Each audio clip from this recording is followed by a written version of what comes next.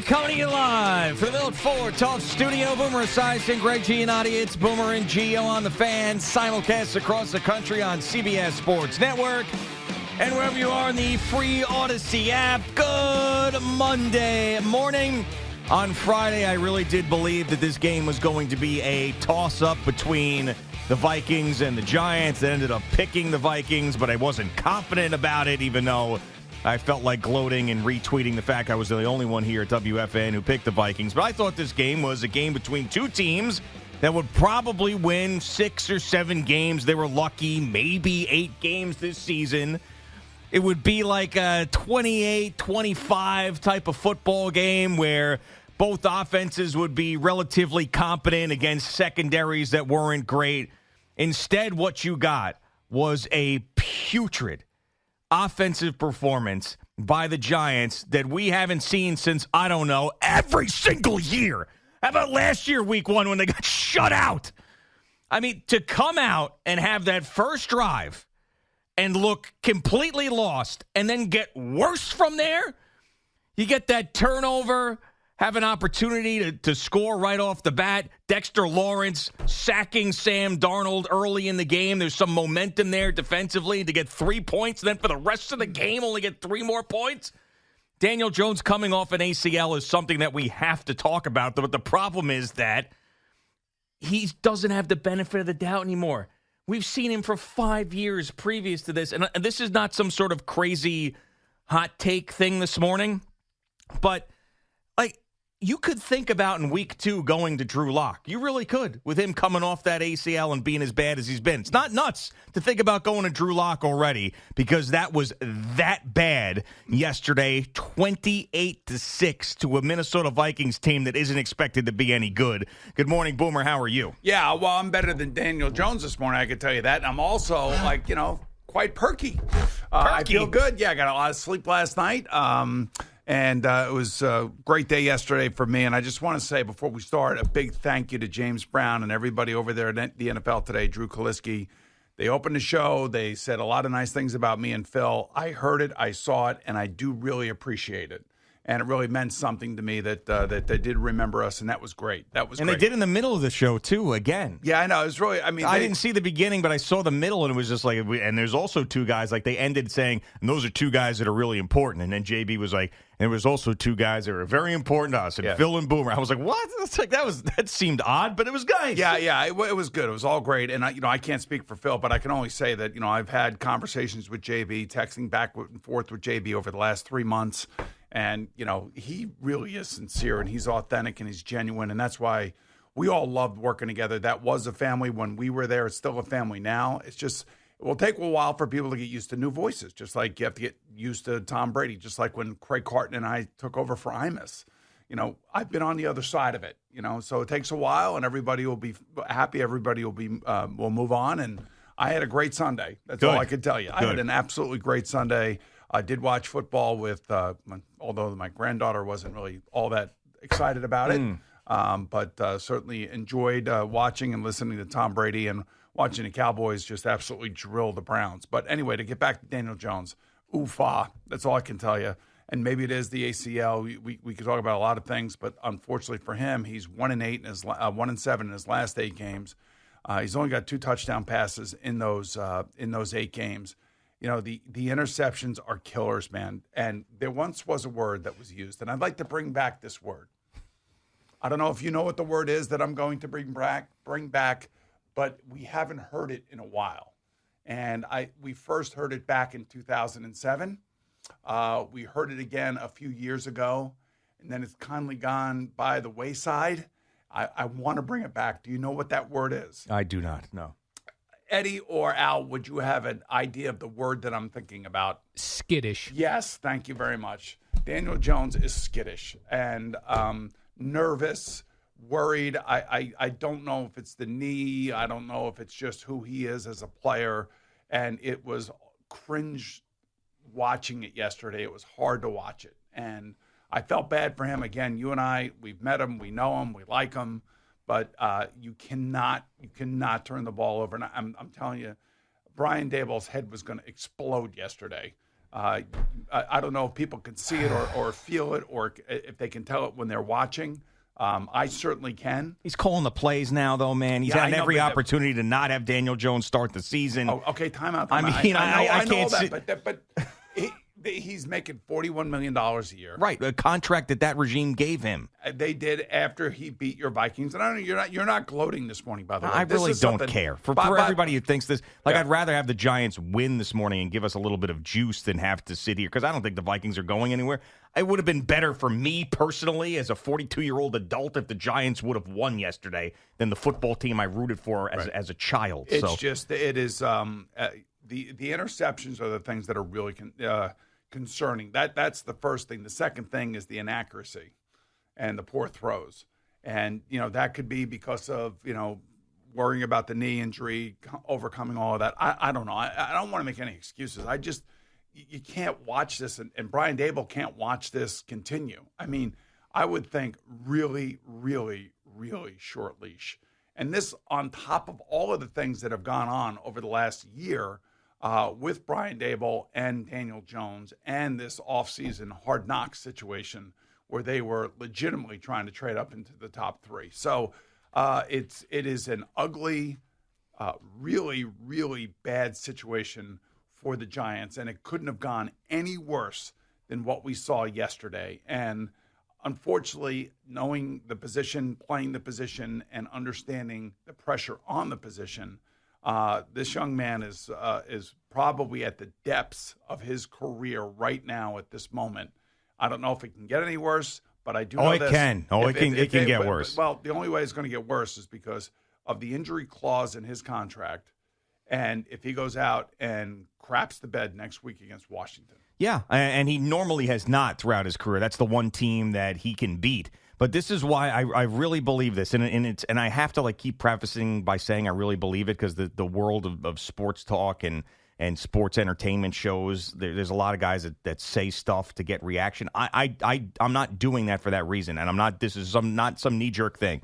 I really believe. What I want to go into Joe Shane and Brian Daboll and John Mara's office.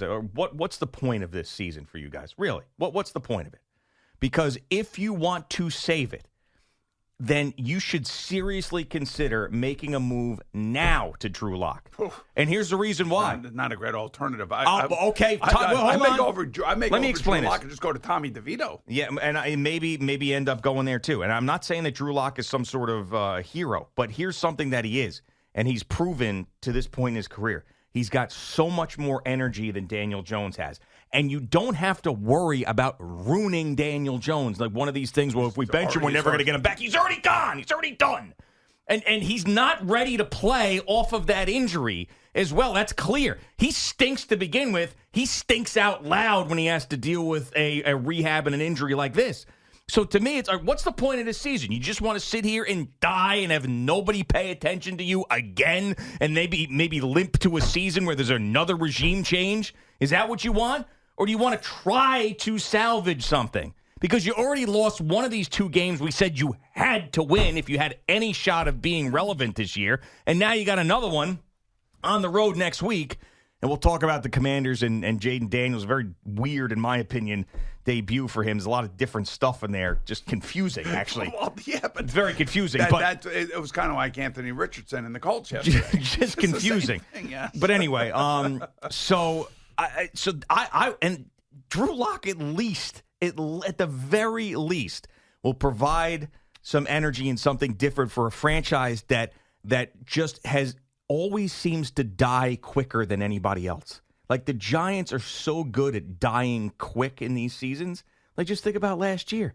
We're having the same conversation the Monday after week one that we're having here. But at least that was to the Dallas Cowboys, who always beat the Giants.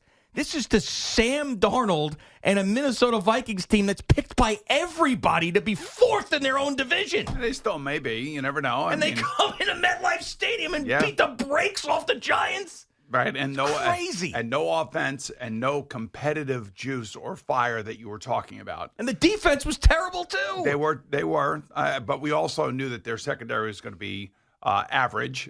There wasn't a lot of pass rush pressure on Sam Darnold early in this game. But there was a turnover, and that turnover should have been the momentum builder. There are a couple of really bad penalties on the defense that came at the wrong time that gave first downs to a Minnesota team that should have punted. That's the other part that just goes to show you that that's your new defensive coordinator trying to figure everybody out. I will say that the first month of the season, folks, is preseason. That's what this has turned out to be. These players haven't played together. These coaches haven't coached them in these high-anxiety situations, and there are going to be a lot of teams that look bad in the first 4 weeks of the season. It's just unfortunate that, to me now, the onus now goes back to Brian Daboll, and he's got to make a really, it's not really that tough. I mean, I was in a situation like this myself personally in Arizona my first year there under Jim Fossil, a new offense coordinator, under a new head coach, and we were running an offense where we were awful. And the first 2 weeks, the first week wasn't bad. The next 2 weeks were really bad, but I got benched twice in weeks 2 and 3, I believe. And if I remember correctly, and I remember going into Vince Tobin, who was our head coach, and I said, Coach, listen, I've been around for a long time, and I know the mindset of a locker room, and I know what you're trying to build here. You got to do me a favor, and you got to do the team a favor. You either have to stick with me and come out and say you're sticking with me, or you have to bench me and you have to put the backup quarterback in. In this case, it was Kent Graham. And the reason I say that, I don't want to be benched. I don't want you to bench me.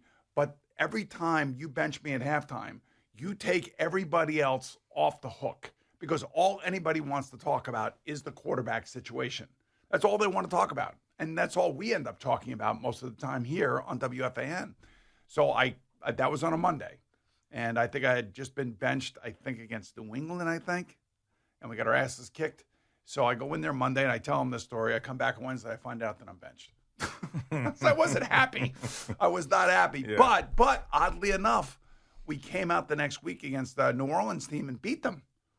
Like, the team looked different. And it looked different because now all of a sudden it was the quarterback for sure, but it's also everybody else realizes that they better up their play because now they can't hide behind the quarterback controversy. They can't hide behind the quarterback who's not playing well. And it's a true thing. It really is a mental aspect of the game. And like the Giant players right now, like we just torched Daniel Jones for the first 5 minutes of this show. And you went on and I went on and we talked about it. And it's almost like we let the defense off the hook. It's almost like we let the special teams off the hook. It's almost like we let the coaches off the hook. At the end of the day, when you have this issue and this problem at quarterback, it just envelops every other part of your football team. So what I want to see is, number one, next week, he gets off to a bad start, get him off the field. Get the other guy in there. If you want to give him another game and then wait and see what happens for game 3, I could buy that. But you cannot allow this to continue if you want to stand up in front of your team and you want to be respected by your players. That's what Brian Daboll is right now. And then every storyline just becomes worse and worse. For example, like you've got Sam Darnold on the other team, a guy who was just kicked out of here, couldn't cut it in New York. He starts off 12 for 12. He's throwing touchdowns all over the place. And then you're thinking Daniel Jones is never going to figure it out. Now, next week, you've got the exact opposite of Daniel Jones in a guy who's selected second overall. He's running around. He's at the beginning of his journey where there's a lot. Even they got the crap kicked out of him yesterday, the Commanders.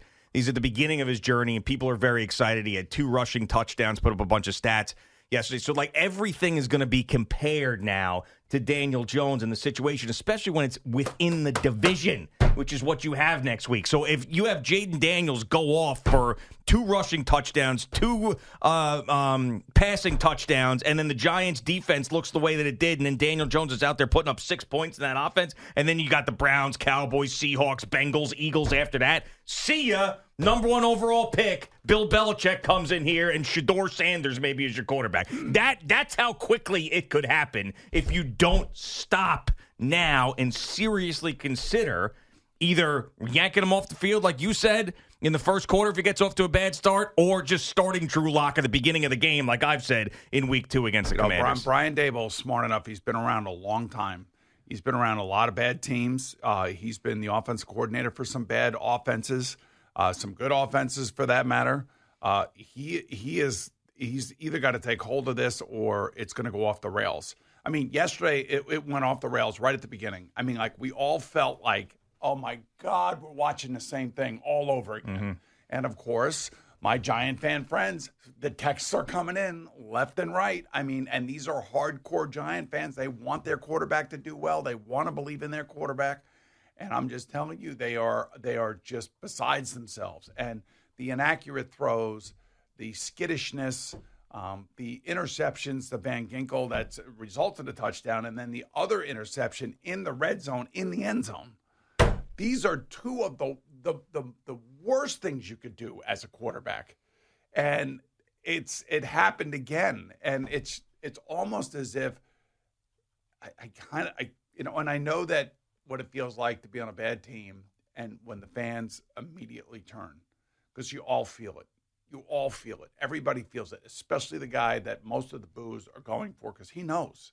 He knows what's going on. He's not stupid. Well, yeah, especially when he's leaving the stadium and people are screaming at him, "You suck, go home, give me $1 million." Right, or they're burning. You better know. Or they're burning his jerseys in the parking lot.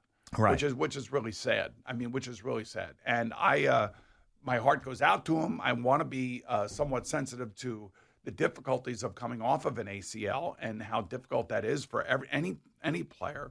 But in this case, it is just. You can't allow it to happen if you're Brian Daboll. You just can't. It also makes it easier, I think, to make a change in the way that you'd be like, hey, he's not ready. Physically, he's not there. We thought he was going to be there. He's not there. He needs a little bit more time. We're going to go with Drew this week. I mean, what do you have to lose? And by the way, going off the rails quick has been a trend here with these Giants head coaches, some of which you got off to good starts. Now, Pat Shurmur did not. But Ben McAdoo got off to a great start. Second year, went off the rails, got fired. Joe Judge got off to a great start. Second year, talked himself out of a job, gone. See you later. Brian Daboll, coach of the year, great start. Last year was sort of, all right, your quarterback got hurt. Your backup got hurt. You had Tommy DeVito and the cutlets and everything else. We'll give you a pass on that year. You've now come out, and you are on the precipice of, once again, this is not being dramatic. This is reality. You could be 1-6, 0-7. You really could be. You could be that bad. So what do you have to lose? What do you have to lose? Your job is what you have to lose. So put in Drew Lock. I'm serious. That guy, and by the way, he sucks, Drew Lock. Don't get me wrong. He's not a great quarterback. Oh, come on. But one thing he has. You can't say that they suck. They're in the NFL. You know what I mean. I when you compare them to, yes, Patrick Mahomes, yes. Everybody knows what I'm talking about. Okay. It's like someone said when it comes to pro athletes, you know how good you have to be that bad, which I thought was a great line. Great line. Yeah. So anyway, but he has energy. If you look to his highlights, he's the guy who's going up and down the sidelines. He's the guy that kind of like Baker Mayfield was doing yesterday. Right, he's the guy when the songs are playing, he's doing the lyrics and dancing. Like he's everything that Daniel Jones isn't.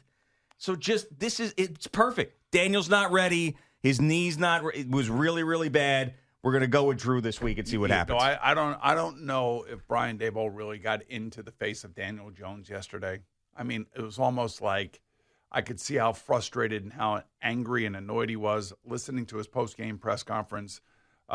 Sounds like he's had enough, but I don't know if they'll pull the trigger this week or not. I'm not really sure. But I think your take on this in terms of, hey, he's not ready. We're going with Drew Lock, and we're going to give Daniel another 4 weeks or whatever to nurse the knee back and get more stable and get more confident. And when I did get benched in Arizona, by the way, while I understood and maybe talked myself into it, with the coach, and maybe I was giving the coach an out, I was pissed. Oh yeah, I was pissed. And then when I got back in there, that's when we took off. Yeah. So I mean, there's something to be said about challenging somebody and making them sit down and essentially embarrassing them, because that's what it feels like. You're embarrassed if you get benched. But then again, when you're benched, if the team starts winning because of the energy that the other guy is bringing in, there's something to be said about that too. But I also believe that the rest of the players are put on notice that no longer can we hide behind crappy quarterback play or crappy offense or turnovers or fumbles. Every coach is looking for exactly what Brian Daboll told Joe Buck last year. I need energy from this position. And if I don't get it, we don't have a chance.